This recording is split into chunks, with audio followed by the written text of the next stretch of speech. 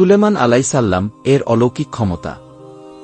সুলেমান আলাইসাল্লাম ছিলেন এক মহান নবী এবং রাজা, যাকে আল্লাহ তাআলা অসাধারণ অলৌকিক ক্ষমতা প্রদান করেছিলেন। কুরআন ও হাদিসে তার এসব ক্ষমতার বর্ণনা পাওয়া যায়। জিন ও দানবের উপর কর্তৃত্ব। আল্লাহ তাকে এমন এক শক্তি দিয়েছিলেন, যার দ্বারা তিনি জিন, দানব ও অদৃশ্য প্রজাতিকে নিয়ন্ত্রণ করতে পারতেন।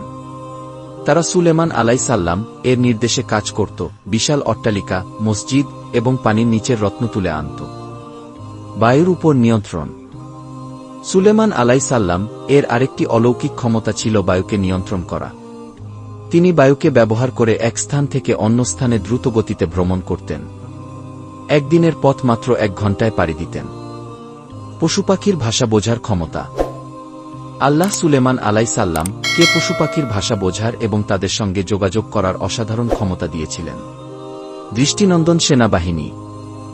তার সেনাবাহিনী ছিল 3টি ভাগে: মানুষ, জিন ও পাখি। এই অনন্য সেনাবাহিনীকে তিনি অসাধারণ দক্ষতায় পরিচালনা করতেন। সিংহাসন আনার অলৌকিকতা।